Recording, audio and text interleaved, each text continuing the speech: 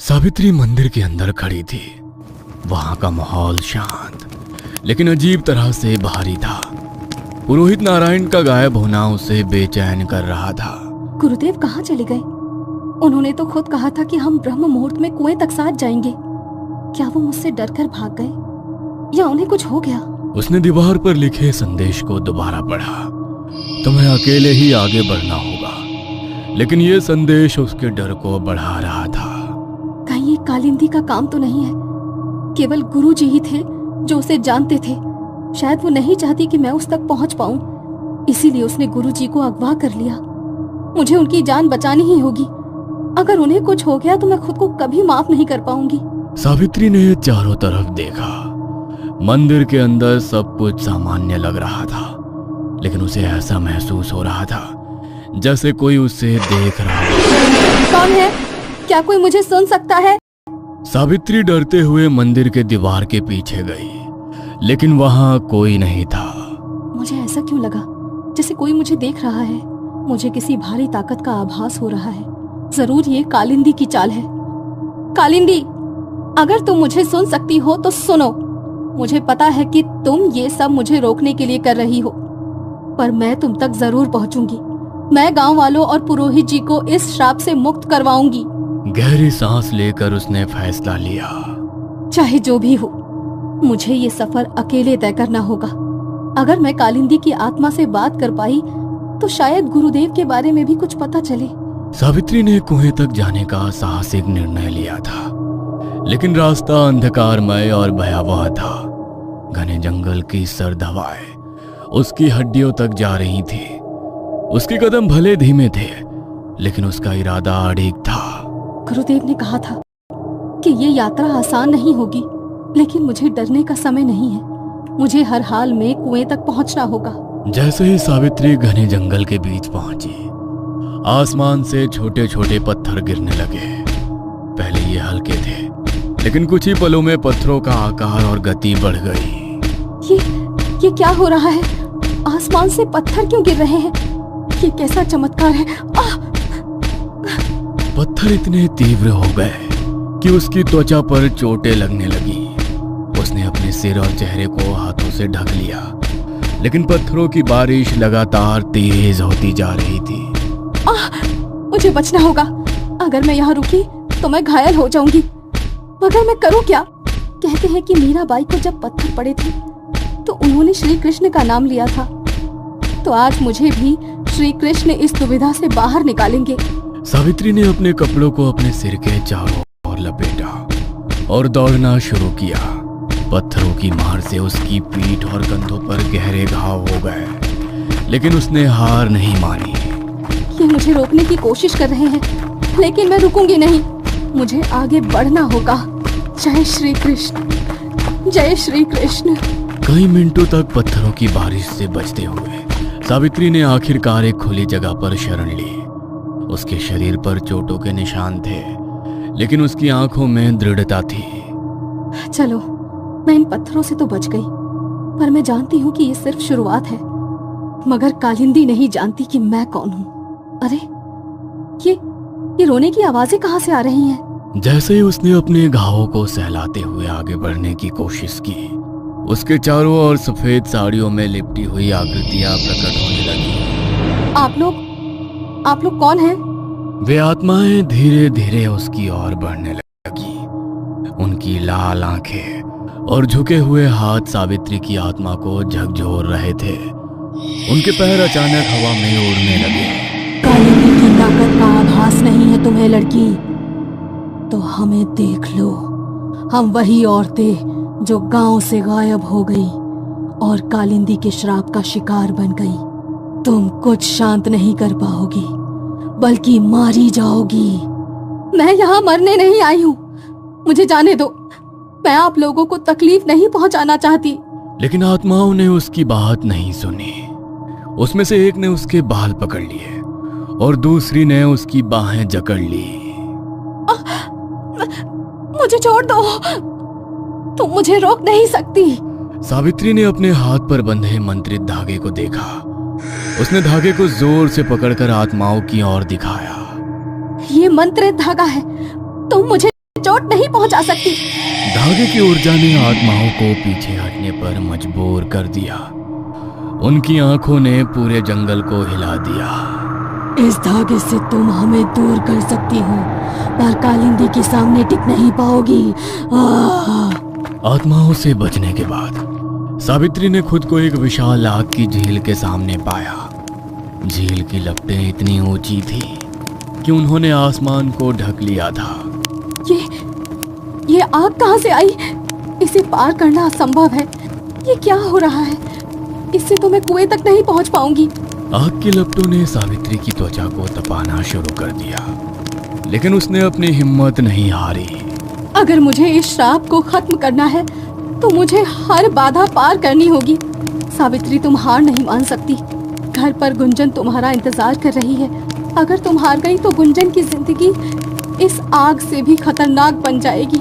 सावित्री ने अपने चेहरे को अपने कपड़े से ढक लिया और धीरे धीरे झील के किनारे पर चलने लगी, लेकिन लपटों ने उसके पैरों को जलाना शुरू कर दिया। ये कितना दर्दनाक है, लेकिन मुझे रुकना नहीं है। नहीं, मुझे चलते रहना है। उसकी हथेलियां और पैर झुलसने लगे थे। वो अपनी पीड़ा को सहते हुए झील को पार करने में सफल रही, लेकिन उसकी हालत बहुत गंभीर हो गई थी। उसके पैरों से खून निकलने लगा था। आग की झील पार करने के बाद उसने एक और डरावना दृश्य देखा। उसके सामने लाशों का ढेर पड़ा हुआ था। इतनी सारी लाशें! लगता है ये कुएं की रखवाली कर रही है। इतना डरावना दृश्य मैंने अपने जीवन में कभी नहीं देखा। तभी पीछे से एक अनजान आवाज आई। सावित्री बेटा, सावित्री बेटा, मेरा इंतजार नहीं करेगी? पीछे देखो बेटा सावित्री। ये आवाज तो गुरुदेव की है। सावित्री ने तुरंत पीछे मुड़कर देखा और वो जोर से चिल्ला उठी। उसके सामने एक खून से लथपथ लाश कंकाल हाथ में लिए खड़ी थी। लाशों ने अचानक हिलना शुरू कर दिया। उसमें से एक ने अपनी गर्दन घुमाई और सीधे सावित्री को देखा। तुम भी हमारे जैसी बन जाओगी। आओ हमारे पास, हम तुम्हें शांत कर देंगे। सावित्री ने डरते हुए पीछे हटने की कोशिश की, लेकिन एक लाश ने उसका पैर पकड़ लिया। बचाओ, कोई बचाओ मुझे। तभी अचानक एक हवा का झोंका आया जो बहुत तेज था और सारी लाशें वहां से गायब हो गईं। सावित्री ने लाशों से अपना पैर छुड़ा ली थी और दौड़ती हुई कब्रिस्तान से बाहर निकल गई। मुझे तो लगा था कि आज तो मर ही जाऊंगी, पर वहां मेरी मदद किसने की? वहां कोई तो था। मैंने उस झोंके में किसी की परछाई देखी। काश इस वक्त गुरुदेव मेरे साथ होते तो मैं इन परेशानियों से लड़ पाती। पता नहीं अब और कौन सी मुसीबत मेरी राह देख रही है। सावित्री एक खाली मैदान में खड़ी थी। उसने सोचा था कि कब्रिस्तान पार करने के बाद रास्ता थोड़ा आसान हो जाएगा, लेकिन वहां माहौल कुछ और ही कह रहा था। चारों ओर एक भयानक सन्नाटा था। अचानक जमीन उसके पैरों के नीचे से खिसकने लगी। ये क्या हो रहा है? जमीन हिल क्यों रही है? जमीन पर दरारें पड़ने लगी। सावित्री ने संतुलन बनाने की कोशिश की, लेकिन अचानक वो दरारों के बीच गिर गई। वो एक गहरे अंधेरे गड्ढे में समा गई। सावित्री ने खुद को एक अजीब रहस्यमयी जगह पर पाया। वहां का वातावरण ठंडा और भारी था। चारों ओर घना अंधेरा था और केवल दूर दूर पर हल्की लाल रोशनी चमक रही थी। मैं कहाँ हूँ? क्या ये कालिंदी का श्राप है? उसने महसूस किया कि उसके पैर जमीन से बंधे हुए थे। उसे ऐसा लगा जैसे वो किसी अदृश्य रस्सी में जकड़ी हुई हो। उसने छटपटाते हुए अपने पैर छुड़ाने की कोशिश की। कौन है यहाँ? मुझे जाने दो। अचानक चारों ओर परछाइयां उभरने लगी। वे हवा में तैर रही थी। उनके शरीर विकृत थे और उनकी आंखों में लाल चमक थी। तुमने इस रास्ते पर चलने की हिम्मत कैसी की? तुमने हमारी नींद क्यों तोड़ी? मैं यहाँ किसी को नुकसान पहुँचाने नहीं आई हूँ। मैं इस गांव की औरतों को बचाने आई हूँ। बचाने? तुम खुद को भी नहीं बचा सकती। तुम यहाँ से कभी नहीं निकल पाओगी। परछाइयों ने सावित्री के चारों ओर घूमना शुरू कर दिया। उनके हाथ सावित्री को छू रहे थे और हर स्पर्श पर उसके शरीर में भयंकर दर्द हो रहा था। ये क्या हो रहा है? मुझे छोड़ दो। अचानक सब कुछ शांत हो गया। परछाइयां गायब हो गई और सावित्री ने खुद को एक बड़े दर्पण के सामने पाया। दर्पण में उसकी परछाई थी, लेकिन उसका चेहरा विकृत और डरावना लग रहा था। ये मैं नहीं हो सकती। ये क्या है? ये तुम ही हो सावित्री।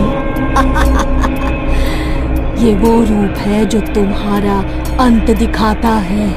दर्पण अचानक टूट गया और उसमें से काली धुंध निकलकर सावित्री के चारों ओर लिपटने लगी। उसकी सांसें तेज हो गई और वो जमीन पर गिर गई। मुझे कुछ दिखाई नहीं दे रहा। क्या मैं मर रही हूँ? सावित्री ने अपनी आंखें बंद कर ली। उसे ऐसा महसूस हुआ जैसे उसकी आत्मा उसके शरीर को छोड़ रही हो। लेकिन तभी उसने अपनी माँ की आवाज सुनी। सावित्री, उठो। तुम इतनी आसानी से हार नहीं मान सकती। माँ, ये आपकी आवाज है। माँ की आवाज ने उसकी आत्मा को ताकत दी। उसने धीरे धीरे अपनी आंखें खोली और देखा कि उसके हाथ पर बंधा मंत्रित धागा हल्की रोशनी बिखेर रहा था। ये धागा मेरी रक्षा कर रहा है। मुझे हिम्मत नहीं हारनी चाहिए। हाँ, मुझे हिम्मत नहीं हारनी चाहिए। परछाइयां फिर से प्रकट हुई, लेकिन इस बार सावित्री तैयार थी। उसने धागे को कसकर पकड़ लिया और मंत्र दोहराना शुरू कर दिया। ये धागा और मेरी हिम्मत तुम्हारे अंधकार को खत्म कर देगी। मैं इस श्राप को तोड़ने आई हूँ और मैं इसे तोड़ कर ही जाऊंगी। धागे की रोशनी ने परछाइयों को नष्ट कर दिया। सावित्री जमीन पर गिर गई, लेकिन वह जिंदा थी।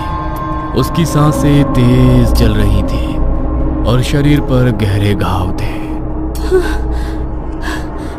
कालिंदी, तुमने मुझे मारने की पूरी कोशिश कर ली, लेकिन देखो, मैं कुएं के सामने खड़ी हूँ। कितना अजीब है ना। मैं तुम्हें सबसे बचाने आई हूँ और तुम मुझे ही मारना चाहती हो।